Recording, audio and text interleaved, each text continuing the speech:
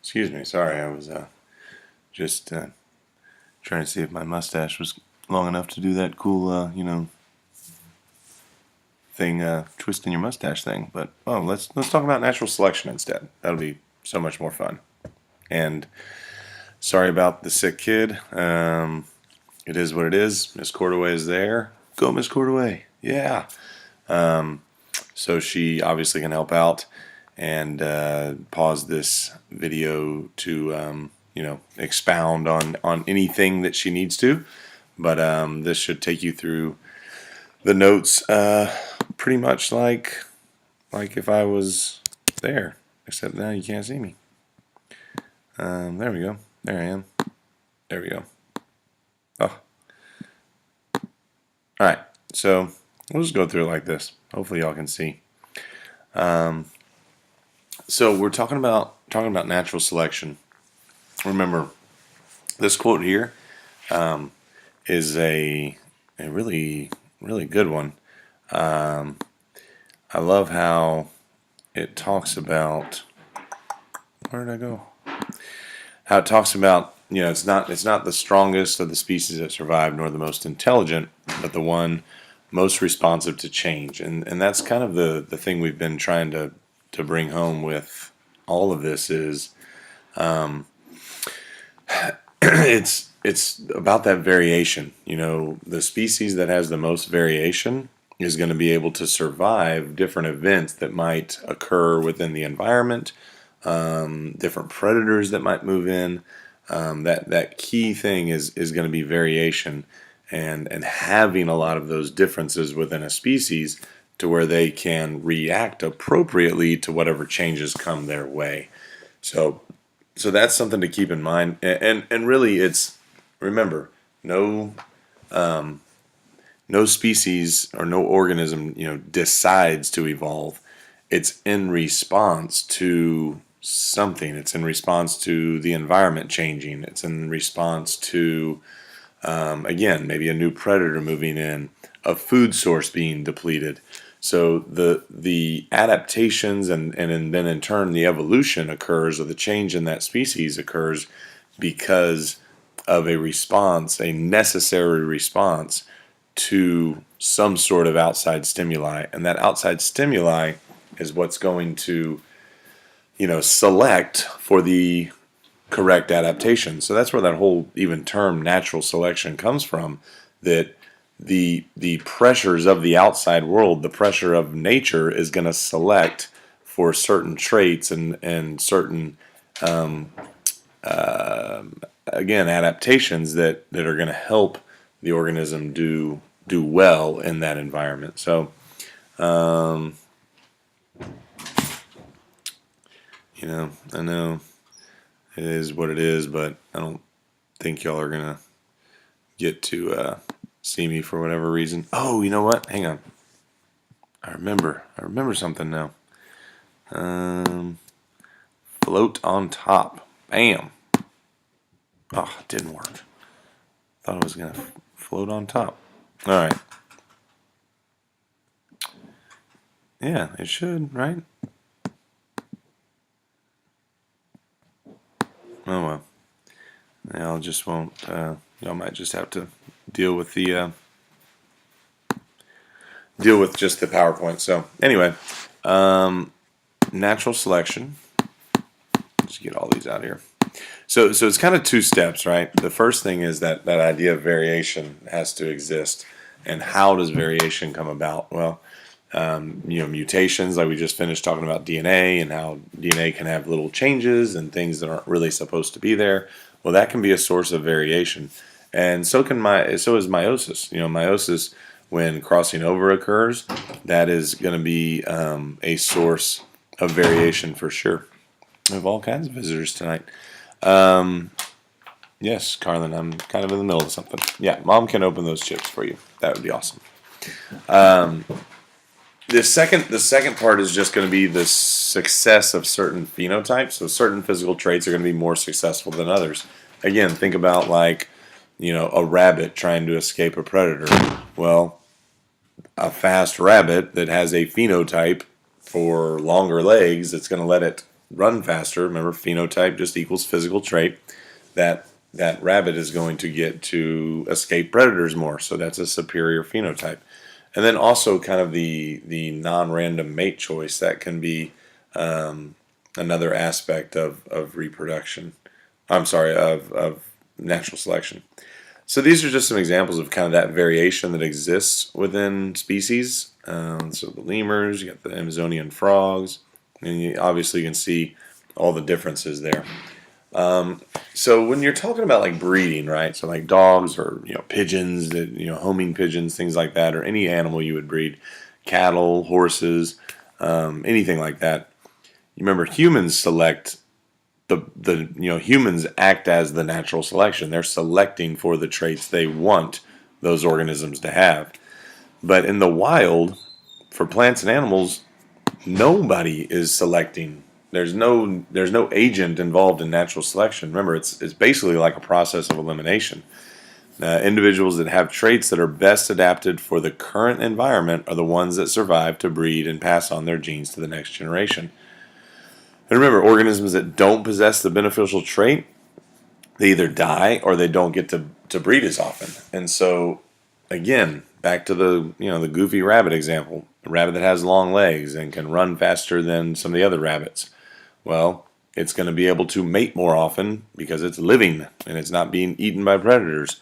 So it then gets to pass the gene on for the long legs, and then the next generation is going to have more rabbits that can run faster and outrun the predators. And in turn, evolution is kind of coexistent, right? Because what's the predator going to have to do? Well, there's going to have to be natural selection for the predator to be able to run faster as well. And so then the faster predators are going to be the ones that get to eat more. And again, it's kind of an ever-changing process. But that middle part there, really pay attention to that on your notes, the one that's all capitalized. That's a really just another good thing to remember. So I'd put a star by that, or make sure you see that. And again, natural selection is basically survival of the fittest. The organisms that have the most fit traits for their environment are going to do well and pass those traits on to their offspring. The other thing I want to make sure this is a couple little sidebars here. So when we talk about evolution, we talk about change over time and how that actually occurs. Remember, it's an increase or decrease in the frequency of genes and alleles that we see within a population.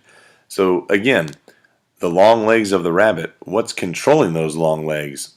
Genes are controlling it, right? And so the frequency of those genes, if the frequency increases of the genes for the rabbit with long legs, you get change. You get change over time. But remember, it still all comes down to the cellular level. It still all comes down to DNA and genes and how they are controlling the traits, essentially. So when you have an increase or a decrease in the frequency of the genes and alleles, that's when you get change within a population. The other thing real quick is this idea of, okay, you have two different populations. So what happens if an individual leaves to go to another population? That's a phenomenon called gene flow. And basically, again, if you think of things at the cellular level, it makes a lot of sense. The example there, you have the population of green beetles and a population of brown beetles. And maybe they're isolated from each other. And so they don't interbreed. Well, if one of the brown beetles finds its way over to the green beetle population, what's going to happen to the genes of the green beetles? They're going to start changing, right? You're getting a different gene into that gene pool, and so now when it's always been these green beetles, well, now they might start having some brown beetles mixed in as well. So that's something called gene flow, and it's another it's just another way that evolution and variation really can occur within a population. So, what are some things that actually act as selection pressure? So when you're talking about natural selection, what are they surviving for? What are they trying to get? Well, a lot of times it comes down to food, definitely competition for a mate, when the environment changes, organisms are going to have to adapt to those changes, and then predators as well, and parasites, anything that can negatively affect that population size is going to be a selection pressure within that population. So now this part of the notes, we're looking at different, oops, went too far. Oh, went too far again. Shisho, pisho. All right. Bam, bam, bam. So so these are different types of natural selection. So you have what's called directional selection, disruptive selection, and stabilizing selection. We're going to focus on those three. So directional selection, in a nutshell, basically means that when you have an organism, okay, you have a population, and let's say, let's just go with the rabbits, okay? So you have rabbits in the population that have long legs, you have rabbits in the population that have kind of medium legs, and you have rabbits that have short legs. Directional selection would mean that the long-legged rabbits are doing well. So they have kind of one of the extremes of the trait. They are the ones that are doing the best. And so again, you would see change within the population because of that. The next one, disruptive selection, that talks about when both extremes are being selected for. So this causes some real issues because, again, think about the rabbit example. If you have short-legged rabbits, medium legged rabbits, and then long-legged rabbits, that would mean the short-legged and the long-legged rabbits were being selected for, whereas the medium-legged rabbits were not being selected for. So that's called disruptive selection, when kind of the normal one is not being selected for. And then finally we have stabilizing selection, and that's where the average individual is being selected for. So again, in our example, the medium-sized legs of the rabbit would be the ones within that population that would be doing the best. The next few slides kind of take us just through a few more examples of all this. So I'm not going to read all that to you, but slow down a little bit and let you kind of see it. Okay. So like mimicry is another thing. One extreme of the insect trait is that they mimic their surroundings good, and so that would be directional selection. Just a few examples there. Stabilizing selection, again, that's when kind of the middle of the road trait is doing the best. And again, elk antlers, I think that one makes a lot of sense to me. You don't want too big of antlers, you don't want too small. Somewhere kind of in between is probably going to do the best. And there's a few other examples. And then disruptive selection, remember that's where both extremes, okay, and again, this line here where it says causes divergence within the species, that means that within that species they could become so different that they might become two totally different species. Darwin's finches would be a good example of disruptive selection, depending on the island they were from. Here's some more graphs. You can kind of see the difference in what the graphs look like. All right, so more things that actually affect natural selection. You have predators. Oh, hey, going too far again. Not used to this. There we go. Predators, food sources, climate. Again, if the climate changes, then obviously certain organisms or certain individuals within the population are going to do good. Some of them aren't going to do so good. Mates, again, fighting for mates, attracting mates. All of those things are going to be examples that can select for certain traits within a population. The peppered moth is another great example of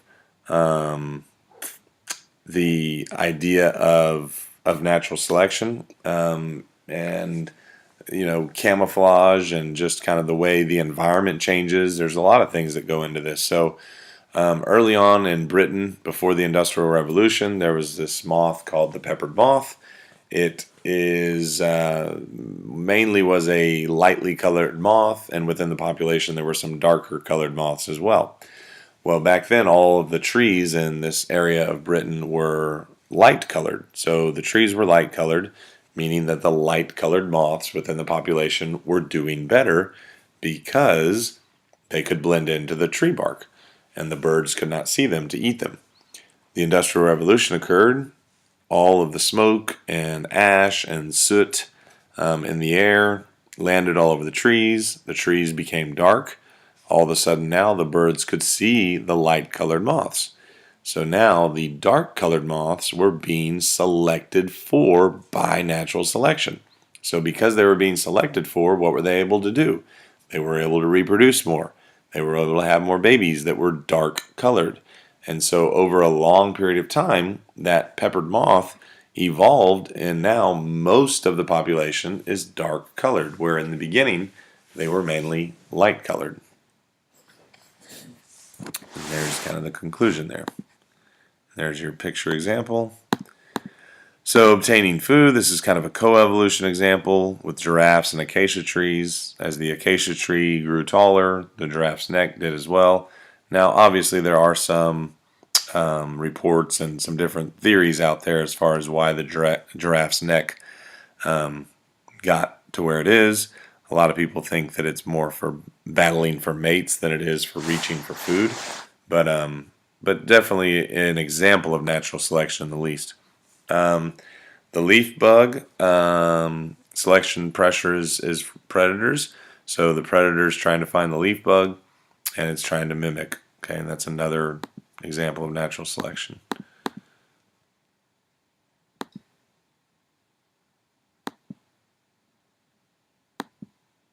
Okay, so there's some more examples.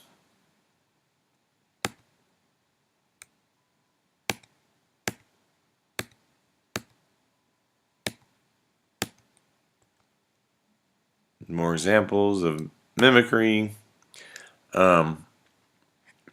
Miss Cordaway, I believe, has a video she's going to show you about this one, but it's pretty interesting how there's a flower that really resembles a female wasp, and males believe this flower is the female, so they try and mate with it, and all they're doing is rubbing themselves all over it, and they get pollen all over, and then they go to the next one, and they actually are pollinating the orchid, and so again, that's just a great example of even plants are evolving, and natural selection selects for the plant that looked most like those wasps. So it's pretty interesting. So enjoy that video. I believe we are at the end of the notes.